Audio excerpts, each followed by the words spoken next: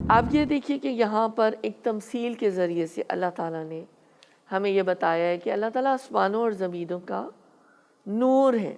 یہ آیت نور بھی کہلاتی ہے، آیت نور۔ نور کا منبع کیا ہے؟ صرف اور صرف اللہ کی ذات مبارک ہے۔ اس نور کو علم کے لیے بھی استعمال کیا جاتا ہے، یہ نور ہدایت کے لیے بھی کہا جاتا ہے، اور یہ نور علم کا، ایمان کا وہ نور ہو جاتا ہے بھی کہا جاتا ہے جو اللہ تعالیٰ مومن کے دل میں ڈالتے ہیں۔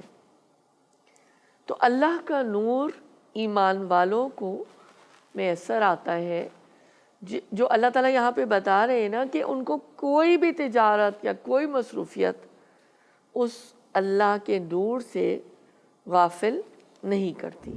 اب آپ یہ دیکھیے کہ جیسی یہ تمثیل یہاں پہ آئی ہے اس کو میں آپ کے سامنے رکھتی ہوں کہ اس تمثیل میں چراغ سے مراد اللہ تعالیٰ کی ذات ہے۔ طاق جو کوئی شیلف ہوتا ہے، طاق سے کائنات کو تشبیہ دی گئی ہے۔ فانوس سے مراد وہ پردہ ہے جس میں حضرت حق نے اپنے آپ کو نگاہ خلق سے چھپایا ہوا ہے۔ حضرت حق اللہ تعالیٰ کی ذات ہے۔ گویا یہ پردہ فی الحقیقت خفا کا پردہ نہیں ہے، شدت ظہور کا پردہ ہے۔ نگاہ خلق اس کو دیکھنے سے عاجز ہے۔